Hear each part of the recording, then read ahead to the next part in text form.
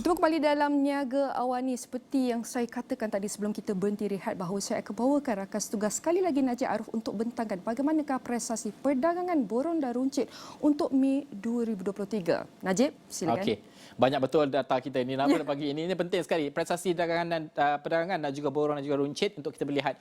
Kerana ini salah satu yang menentukan faktor kedudukan ekonomi semasa. Itu paling penting sekali kita lihat. Ini apa yang dikeluarkan oleh DOSM kalau kita lihat untuk Mei 2023 daripada Jabatan Perangkaan Malaysia DOSM. Ada dua perkara yang kita akan nilai dalam indeks borong dan runcit. Pertama adalah nilai jualannya dari segi ringgit. Kedua adalah indeks volumenya dari segi mata. Peratusan lah. Dua benda ini. Kalau kita lihat pada ketika ini, nilai jualan terlebih dahulu pada bulan Mei 2023 adalah 138 bilion ringgit dan juga meningkat berbanding Mei 66%, berbanding April meningkat 6.3%. Volume pula kalau kita lihat Nina adalah 147.3 mata dan juga ia meningkat 4.6% berbanding bulan Mei ataupun pada Mei 2023 dan juga pada 4.7% berbanding April 2023. Maksudnya itu bulan ke bulan lah peningkatannya ya. Itu dua perkara yang utama yang kita perlu lihat. Baik, perinciannya kalau kita lihat dari segi nilai jualan ini Nina, pecahan segmennya adalah perdagangan borong sebagai contoh pada bulan Mei adalah 62 bilion lebih sikit nilainya, meningkat 4.4%. April adalah pada 60.9 bilion ringgit, meningkatlah.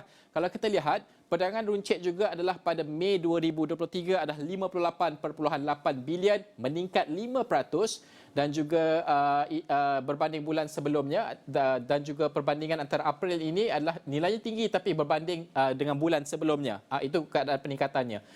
Kenderaan bermotor ini sebenarnya kalau kita lihat pada Mei 2023 adalah 17 bilion ringgit, peningkatan 22% berbanding bulan sebelumnya. Okey, itu adalah nilai jualan.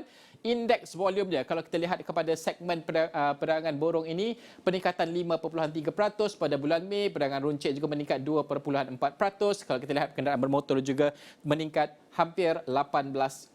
Okey, itu adalah bagaimana untuk kita melihat prestasinya pada bulan Mei sendiri.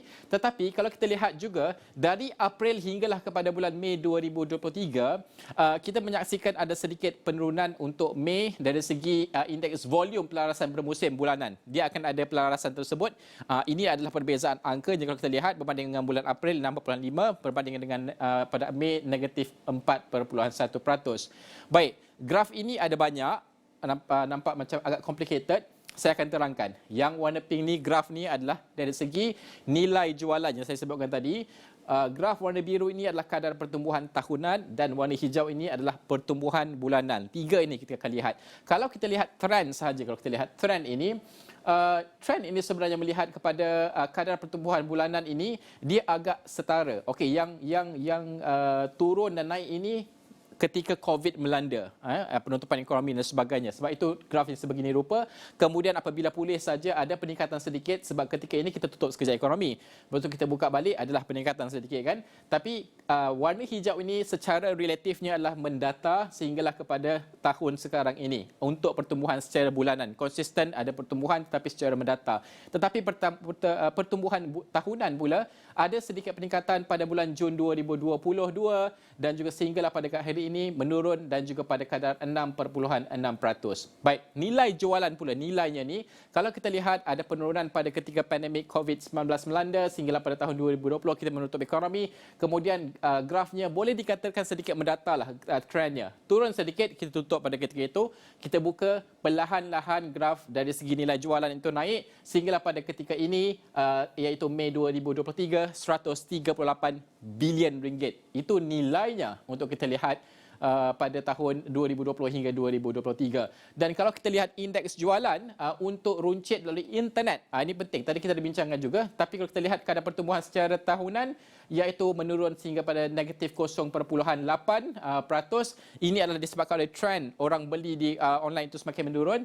Tetapi nilainya kalau kita lihat ataupun indeks jualan runcit melalui internet ini adalah 257.5 mata. Boleh kita katakan dalam graf ini kita lihat masih lagi stabil keadaannya, tapi kadar pertumbuhan tahunannya saja yang menurun kalau kita lihat. Itu pentinglah untuk kita lihat sama perubahan trend tersebut dalam cara orang membeli dan juga kadar penggunaan orang ramailah di Malaysia ini untuk kita lihat.